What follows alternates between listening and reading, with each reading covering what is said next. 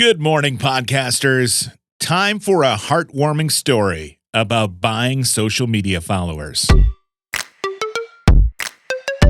My name is Fuzz Martin, and this is the all-new Good Morning Podcasters, a 3 times a week show where we discuss marketing, social media, and public relations as those topics relate to podcasting and content creation. But before we get into our story about social media, I want to talk about today's sponsor, podcastpage.io. Having a website for your podcast is vital to assisting with discoverability, having a hub for your fans to find and support your show, having a place to send your calls to action, credibility. There's really so many reasons why you need to have a website for your show. However, I know that a lot of people aren't web savvy in terms of creating a website. And updating a website every episode can be a lot of work. Well, Podcast Page is an easy and intuitive platform to help you create a full website for your podcast without having to know code at all.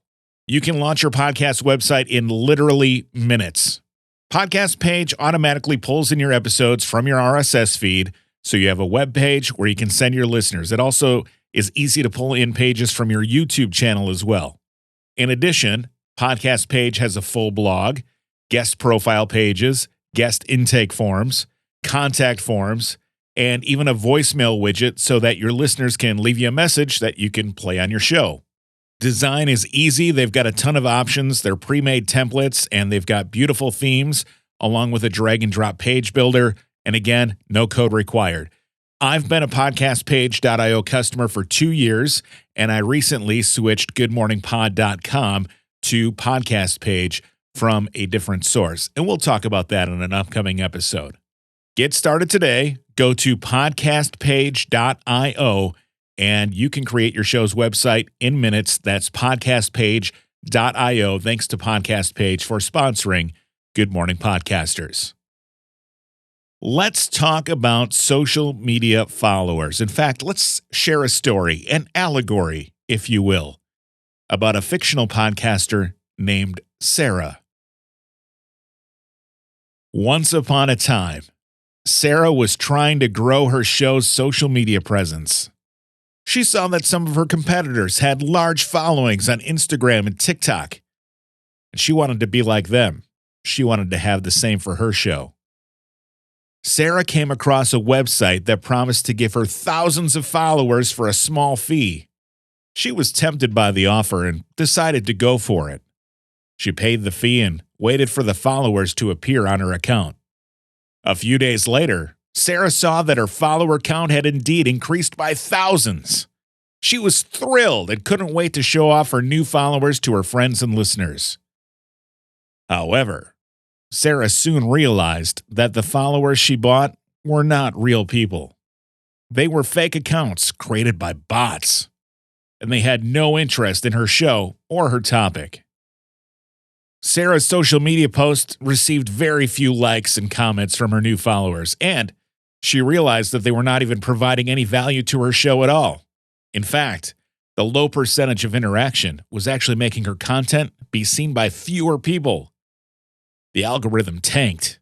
She also realized that buying followers was against the terms of service for most of the social media platforms, and she could get her account banned if she was caught.